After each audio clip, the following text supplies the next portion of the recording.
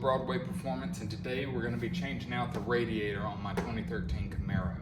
Mine's cracked, I got a new one sitting in the garage, and I'm going to wait till about halfway through after we get this one taken out to show you which one I bought, because I've got a little extra surprise to go along with it.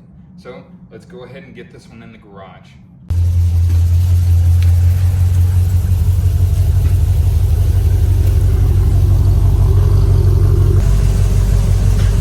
Alright guys, so once you get the car jacked up, you're going to want to get underneath it, and we're going to have to drain the radiator first before we do anything else. We've got to get the fluid out. So make sure that you have a pan ready to catch it all. Get it properly positioned. And then this is going to be your pepcock. So once you start turning this, there's a little drain right here. And it'll start draining out of this hole. We'll go up top and we'll take the cap off. That way it'll go a little bit faster. There we go. So first things we'll do, we'll take the air intake tube off, the cold air intake. We'll undo the lines from the radiator. And then once we get those off, just be aware that some of the coolant may still be in the line, so that you don't cover your garage floor in coolant.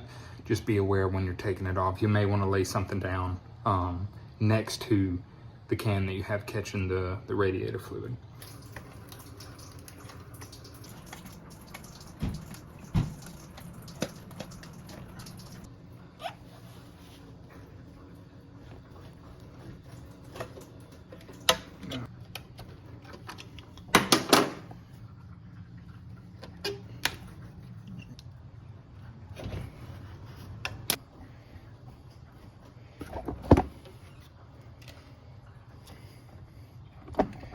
So when you're taking these off, be aware that there may still be some fluid inside the tubes. So just know that that may not have drained out all the way, so don't make a mess. So once all of that is done, the next step is to get the fan shroud off. We're going to need to disconnect it, and then there are two screws that hold the fan shroud, or two bolts, I would say, that hold the fan shroud to the actual radiator. So we're going to need to take those off. Now the bolts that I'm talking about for the fan shroud are going to be here and here, okay? Those two.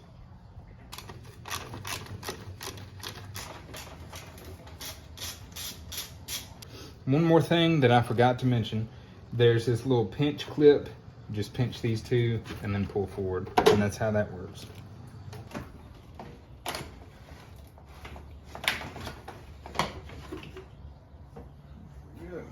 Now that the fan shroud is out of the way, we're going to need to go under the bottom and disconnect these two lines here. You're going to need a small flathead screwdriver because it has a little safety clip on it. Once you remove this black boot, I'll show you how to do that. And then we'll have these brackets that hold it on, one on each side. And then once these are off, you can lean this forward and there will be this AC line. You'll remove that from each side, and this should pop out. Gotta get this little boot off. Just watch your eyes. There we go. Come on, there it goes. And then in this groove, there's a little clip. That's what we gotta get off to pull this out.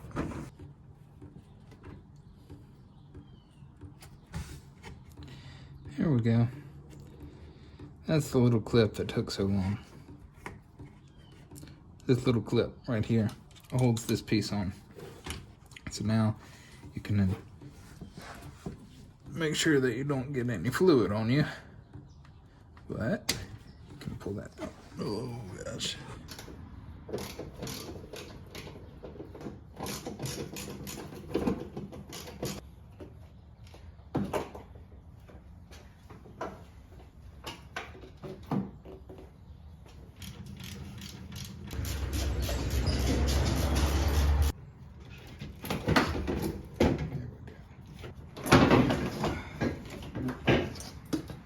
There we go.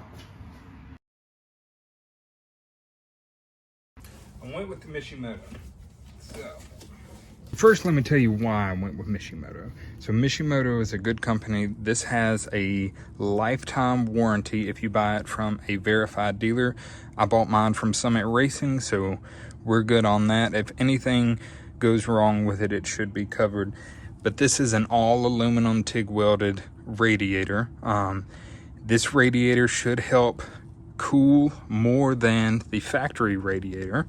So if you have a more performance-driven vehicle that the engine's going to be going over, getting a little bit hotter, this will keep it cooler. So if you have any racing applications, you would want this aluminum radiator over the stock plastic one.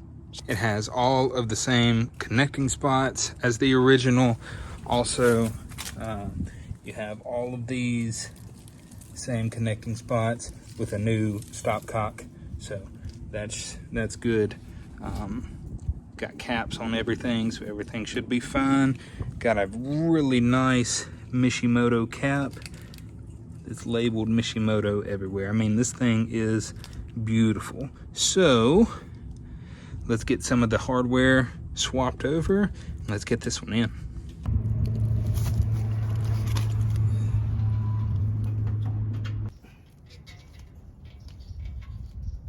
Now, I told you all that I had a little extra surprise.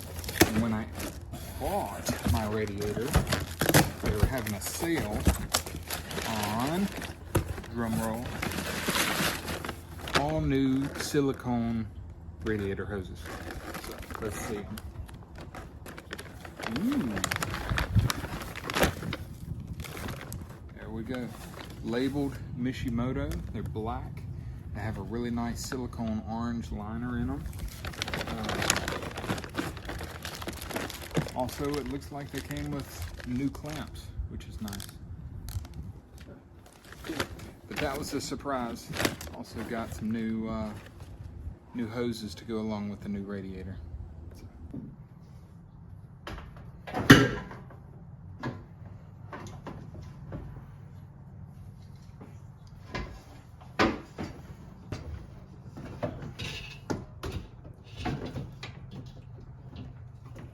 So the current issue that I'm running into, maybe you can see, you see this little slit right here?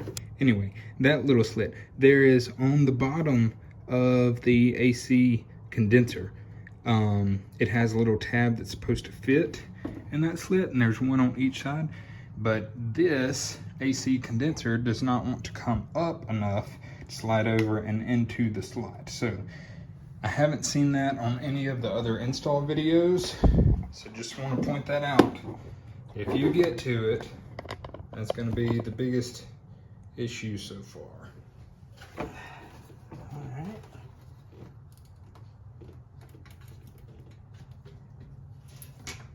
Ta-da! Woo! Glad that part is done.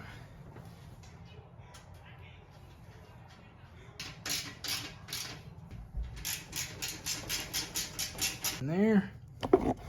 So once you get these attached, it'll be a good idea to make sure that your radiator is seated on both sides. You can't really see it because of this. Down in there. It's seated in its position it's supposed to be in. So now we can start getting hoses hooked up and get the brackets back on that hold it to the body.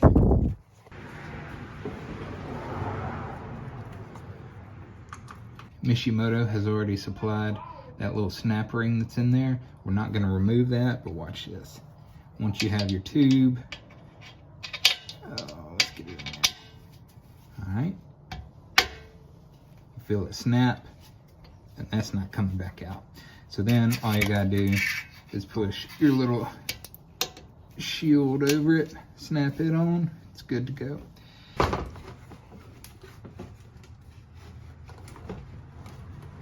Our lines are hooked back up. Last thing we need to do is put our air intake back on and then fill it up with fluid. For this application, you need to have the orange Dex Cool.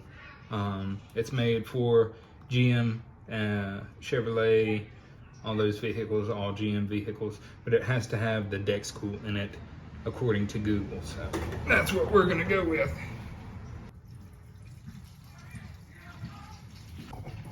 So as you can see right now, it's got some in the neck of it. We're gonna crank this up. We're gonna turn the heat on high. That way it'll get out any of the air bubbles. And then after it cools down, we'll check it again. We'll check the reservoir, the overflow, and see if anything came out of it also. So while your car is running, go out and check and make sure there aren't any leaks, or none of the hoses aren't connected badly. So that way you can see that there's no leaks and you're not gonna end up getting down the road with a big problem. Once you make sure there are no leaks, you're gonna need to take it out for a little test drive.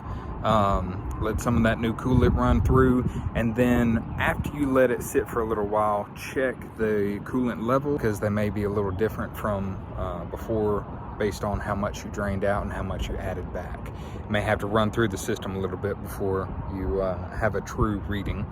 And then I will say I have driven the car with the radiator for over a month now, and it's doing great. It's staying cooler than it was before, which is really good. And I haven't had any leaks, and the fluid level has stayed the same. So I think we fixed the issue. Now we got to move on to something else. So subscribe to the channel. I've got some more projects coming up with the Camaro here in a little bit. I got to get my shipment of new parts in, and when they come in, I will surprise you with what's coming next. Okay, so subscribe to the channel, like the video if you enjoyed it or if it helped you in any way, and comment. I'm always free to answer any questions. All right, y'all have a good one.